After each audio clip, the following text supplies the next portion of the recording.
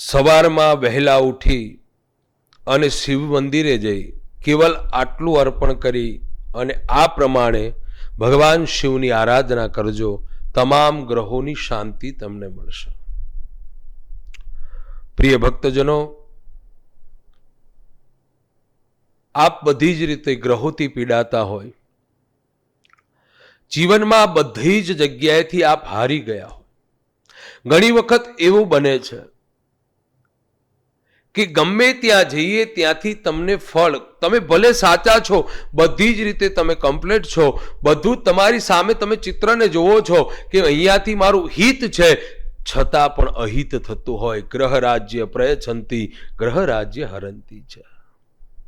વાલા ભક્તજનો, પ્રિય ભક્તજનો, ભગવાન ગ્રહોથી આપણા જીવનમાં તકલીફો આવતી હોય તો આપ બધાને ખ્યાલ હશે કે ભગવાન દેવાધીશ મહાદેવના મંદિરે આપ કેટલા જણ મહાદેવ જાઓ છો? બહુ ઓછા જાઓ છો. કારણ કે શાસ્ત્રમાં બતાવ્યું છે કે શિવ વગર જીવને ન ચાલે અને જીવ વગર શિવને ન ચાલે. શિવ કા દાસ કભી ન ઉદાસ. શિવની આરાધના કરી લેજો, ભગવાન શિવને આરાધી લેજો.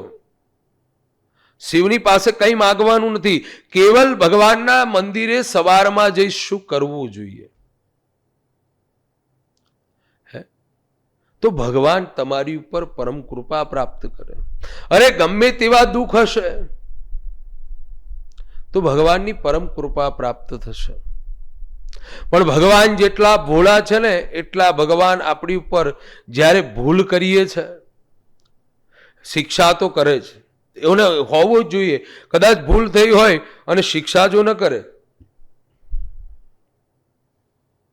જીવનમાં આપણે શિક્ષા રૂપી કોઈ પણ દુઃખ આવે તો સમજી લેવું ભગવાનની આપણી ઉપર શિક્ષા છે. અને આપણે પૂજામાં, કોઈ પણ કર્મમાં એટલો બધો આનંદ અનુભવી લાગીએ, ભગવાનની ભક્તિ એટલા આનંદથી કરવા લાગીએ, એક દિવસે દુઃખ છે સુખમાં પરિવર્તન જરૂર થઈ જાય છે. ભાગવતજીની એક સુંદર કથા છે કે જ્યારે સનત કુમારો ભગવાનના દ્વારે જાય છે ત્યારે જય અને વિજય દ્વારપાળ છે, એમને રોકે છે. ઘણી વાર સુધી બંને વચ્ચે શાસ્ત્રાર્થ અને વાર્તાલાપ થાય છે કે હું ભગવાનના, અમે તો ડાયરેક્ટ અધિકારી છે. કારણ કે ત્યારે જય વિજય ન પાડે છે અને ભગવાન બહાર આવે છે. ભગવાન સામું નથી જોતા, એટલે તરત જ જય વિજયને એમને શ્રાપ આપી દીધો છે કે તમે અમને રોક્યા છે. સનત કુમારે શ્રાપ આપ્યો છે કે તમે અમને રોક્યા છે તો તમે પૃથ્વી ઉપર 6 વખત જન્મ લેવો પડશે. અને 6 વખત ચરણમાં પડ્યા. 6 વખત જન્મ ન લેવો હોય તો શું કરવું? તો 6 વખત જન્મ લેશો તો તમે ભક્ત ભાવથી ચાહશો તો 6 વખત જન્મ લઈ પછી જય વિજય તમે અહીંયા આવી શકશો. પણ શત્રુ ભાવથી ચાહશો તો 3 જ અવતારમાં તમને ભગવાનની પ્રાપ્તિ અને અહીંયા પ્રાપ્ત થઈ જશો. રાવણ, કુંભકર્ણ, શિશુપાલ, દંતવક્ર, હિરણ્યક્ષ અને હિરણ્યાકશ્યપ. તો એ જ પ્રમાણે ભગવાને સામું ન જોયું એટલે સનત કુમારો સમજી ગયા કે અમારાથી ભગવાન નિરાશ છે. તમે એક વાત વિચાર કરો કે તમારા પત્ની, તમારો દીકરો કે તમારા ઘરના લોકો કદાચ રોજ આપણે આવતા હોય અને એટલો સરસ રીતે જવાબ મળતો હોય અને એક દિવસ ન મળે એટલે એની પાછળ આપણે ફરીએ. ઘણા લોકોને મેં જોયા છે. કેટલા જણ કરો છો? અને આ જીવને પ્રસન્ન કરવા માટે આપણે બધું જ કરીએ, માણસોને પ્રસન્ન કરવા માટે. પણ કોઈ વખત ભગવાનને તમે પૂછ્યું, મહાદેવજીને, ભગવાન કૃષ્ણને કે માતાજીને કે હે જગદંબા તમે રાજી છો? આપણે એક જ માગીએ મંદિરમાં જઈને, હે મા, હે ભગવાન મને તમે સુખ અને શાંતિ આપજો, રાજી રાખજો. એક જ વસ્તુ યાદ રાખો કે ભગવાનને પણ પૂછો, ભગવાનને પણ પૂછો. તો એ જ પ્રમાણે ભગવાનની પરમ કૃપા પ્રાપ્ત. મહાદેવજીના મંદિરે શું કરવાથી સવારમાં કેટલા જણ મહાદેવ જાઓ છો? અહીંયાથી એક વાત યાદ રાખજો, આ બનેલો સત્ય ઘટના છે કે મહાદેવની પરમ ભક્તિ કરવાથી પહેલું તો તમારા જીવનમાં એકાંત, મૌન, તમે જીવનમાં જ્યાં ત્યાં ન બોલો.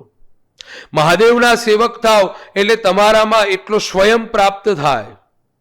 મહાદેવજીને કયું વસ્ત્ર પસંદ છે? શ્વેત. કારણ શું? સફેદ વસ્ત્ર પહેરવાથી શીતળતા પ્રાપ્ત થાય, તમારું નિર્ણય શક્તિ પણ વધે છે. આપણા વડવાઓ પહેલા છે ને સફેદ કલરના વસ્ત્ર ધારણ કરતા હતા. એનું કારણ એક જ હતું, શ્વેત વસ્ત્ર ધારણ કરવાથી તો આપણા જીવનમાં સ્વભાવ શાંત બને છે. તો મહાદેવજીના મંદિરે પારિજાત નામનું જે વૃક્ષ છે અને એ જ તમામ પ્રકારના ઔષધિઓ સુખ આદિન્ય ભગવાન શિવના મંદિરમાં છે. એક યાદ રાખજો કે તમે તમારા ગામમાં મહાદેવજી છે ને, અને એ તમે આંખ બંધ કરીને બેસો તો મહાકાલ ગયા હોય તો એ અનુભૂતિ થાય, કાશી ગયા હોય તો ત્યાંની અનુભૂતિ થાય. પણ ક્યારે થાય? મનમાં તમારું એક તાર ભગવાનનો થવો જોઈએ, ઓમકારનો. તો એ જ પ્રમાણે ભગવાન શિવાલય શું કરશો? સવારમાં જાગીને મહાદેવજીએ ભગવાનને એક લોટા જલ કીધાર, એક બિલીપત્ર, એક પુષ્પ, ભગવાન રાજી થઈ જાય. પણ વિશેષ આપણે શું કરવું જોઈએ? હે? તો ભગવાન શિવ રાજી થાય. તો એક વાત ચોક્કસ યાદ રાખજો કે મહાદેવજીના મંદિરે જાઓ એટલે મહાદેવજીના મંદિરે જવાનો એક યોગ્ય સમય છે. ઘણાને અમે જોઈએ છે. હમણાં જ મારી એક કથા હતી વડોદરામાં, અને એ દરમિયાન જ્યારે અમે બહાર નીકળીએ તો જોઈએ છે કે કોઈ 12 વાગે જાગે તો 12 વાગે ભગવાનના મંદિરે જાય, કોઈ 10 વાગે જાગે તો 10 વાગે મંદિરે જાય. અરે એ કોઈ, હા જરૂરી દર્શન કરવા જોઈએ. કંઈક ગયા હોય, કાશી ગયા હોય ત્યાં દર્શન કરો, ઉજ્જૈન જાઓ ત્યાં દર્શન કરો. અરે પણ ગામમાં આપણા ગામમાં મહાદેવજી છે તો બને ત્યાં સુધી 9 વાગે પહેલા જાગીને જવું જોઈએ. બ્રહ્મ મુહૂર્તમાં બતાવ્યું છે. અને ભગવાન શિવની આરાધના કરવી. મહાદેવજીને એક કેવલ ગંગાજલ અર્પણ કરો. ગંગાજલ ન હોય તો મારા મહાદેવજીને, દરેક જણ મહાદેવજીના મંદિરમાં જાઓ છો અને મહાદેવજીના મંદિરમાં આપણે જળ અર્પણ કરીએ, ડાયરેક્ટ શિવલિંગની ઉપર ઓમ નમઃ શિવાય બોલી અને જળનો પ્રવાહ અર્પણ કરી દો છો ને, એ રીતે ન થાય. ભગવાનના જે માં ભગવતીનું જે થાળું છે, ગૌરી છે, એ થાળું છે, એ થાળાના જ્યાં પ્રવાહ જળનો જાય ત્યાં વચ્ચે અશોક સુંદરી છે, આજુબાજુ ભગવાનના 2 ગણેશ અને પત્રને ભાસ બતાવ્યો છે. ત્યાં જળ અર્પણ કરો, અશોક સુંદરીને જળ અર્પણ કરો, ત્યાં જળ અર્પણ કરી ત્યાર પછી ચતુર્મુખ પંચવક્રની પૂજા બતાવી મહાદેવની. ચારે બાજુ જળ અર્પણ કર્યા પછી ભગવાન શિવને જળ અર્પણ કરવામાં આવે છે. અને મહાદેવજીને જળ અર્પણ કરી ઓમ નમઃ શિવાય પંચાક્ષર મંત્રનો અહોનિશ દરેકે 1 માળાનો જાપ કરો. આ પ્રમાણે નિયમ પ્રમાણે તમે 1 જ મહિનો કાર્ય કરશો તો ભગવાન શિવની પરમ કૃપા પ્રાપ્ત થશે. કારણ કે ચપટી ભભૂત મેં ખજાના કુબેર કા. ભગવાનની એક દ્રષ્ટિ આપણી ઉપર પડી જાય તો તમામ પ્રકારની ભૌતિક સુખ, આધ્યાત્મિક સુખ, બધા જ સુખની પ્રાપ્તિ થાય. તો વાલા ભક્તો, ભગવાન શિવને આ રીતે આરાધનજો અને ભગવાન શિવને સતત ભગવાનની પરમ ભક્તિ કરજો તો ભગવાન શિવની પરમ કૃપા પ્રાપ્ત થશે. અને શિવની ભક્તિ કરશો એટલે પહેલું તો તમારા જીવનમાં આળસ નહીં રહે. દરેક ભગવાન સરખા છે, પણ મહાદેવજીના મંદિરમાં બતાવ્યું છે કે અંત જ્યારે જન્મ થાય ત્યારે વિધાતા ભગવાન શિવની આજ્ઞા લઈ અને તમારા લેખ લખે છે 6ઠીના દિવસે. જ્યારે અંત સમય હોય ત્યારે અંત સમયનો અંતિમ દીવો પણ મહાદેવજીના મંદિરે થાય છે. અને ભગવાન શિવાલયને એક ભગવાન શિવને દીવો અર્પણ કરવાથી તમામ પ્રકારના સુખની પ્રાપ્તિ થાય છે. શિવપુરાણમાં એક અદ્ભુત કથા છે કે કેવલ એક ચોરે ભગવાન શિવને શિવાલયની અંદર આખા ગામમાં ચોરી કરવા નીકળ્યા, ક્યાંયથી કશું ન મળ્યું એટલે 3:30 વાગે શિવાલયમાં આવે છે. કારણ કે આપ બધાય જાણો છો કે શિવના દ્વારે કદાપી લોક હોય નહીં, તાળું ન હોય. અંદર જાય છે અને જોવે છે કે અહીંયા તો સરસ મજાનું તાંબાનું છત્ર છે અને આ છત્ર જો મને મળી જશે તો મારું 2 દિવસનું ગુજરાન ચાલી જશે.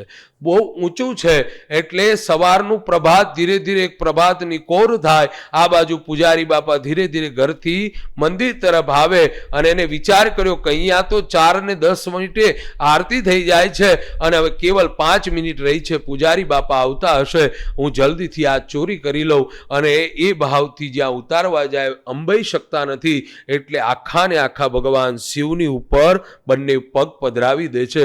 ભગવાન શિવ પ્રગટ થયા છે. આ દંત કથા છે. ભગવાન શિવ પ્રગટ થયા છે અને પ્રગટ થઈ અને ભગવાને માગવાનું કીધું છે. ત્યારે પૂજારી બાપા કહે કે પ્રભુ, મારી 4 પેઢીથી તમારી પૂજા થઈ કરીએ છે, અમે પ્રગટ ન થયા. ત્યારે ભગવાન શિવજી કહે છે, કોઈ ગુરુવારના મુખેથી સાંભળેલી આ કથા છે કે કોઈ પૂજારી બાપાને ભગવાન પોતે કહે છે કે હે પૂજારીજી, કદાચ તમે મને પુષ્પ અર્પણ કર્યા હશે, બિલ્વ પત્ર અર્પણ કર્યા હશે, જળ અર્પણ કર્યું હશે, કેસરવાળું જળ અર્પણ કર્યું છે, ગંગા જળ અર્પણ કર્યું હશે, ઔષધિ આદિ અર્પણ કર્યા હશે, પણ કોઈ એવો પહેલો છે સ્વયં મને અર્પણ થઈ ગયો. જે મને અર્પણ થઈ જાય છે ને એને હું માગવા માટે આતુર બનું છું, એને દર્શન આપવા માટે હું તૈયાર થઉં છું. એટલે ભગવાન શિવના બની જાઓ, એમના બની જાઓ. આપણે એ ભાવથી નહીં પણ આપણે અંદરથી અને બહારથી જે ભગવાનને ચાહો, જે ભગવાનની આરાધના કરો તો સતત એનું ચિંતન કરો. એક દિવસે ભગવાનની પરમ કૃપા તમારી પર પ્રાપ્ત થશે.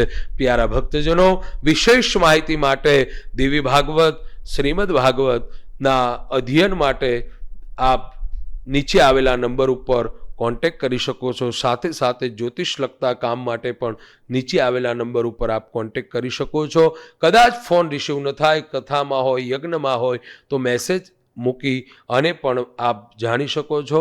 અને ત્યાર પછી આપ વિશેષ માહિતી માટે રૂબરૂ મળવું હોય તો આવનારા રવિવારના દિવસે, કોઈ પણ રવિવારના દિવસે અગાઉ મેસેજ કરી અને કદાચ રવિવારે હું ન મળું તો બીજી પણ તમને તારીખ આપી અને આપની મુલાકાત અવશ્ય કરીશું. તો વિશેષ એક બીજી માહિતી છે કે આવનારો ભાદ્રપદ માસ અને ભાદ્રપદ માસની તારીખ 2/9/2025 થી 10/9/2025 સુધી તમારે તમારા પિતૃના મોક્ષાર્થે તમારે ભાગવત, શ્રીમદ ભાગવત કથા સપ્તાજ્ઞાન યજ્ઞમાં હરિદ્વાર આવી અને આહુતિ આપવી હોય તો નીચે આવેલા નંબર ઉપર કોન્ટેક્ટ કરી શકો છો.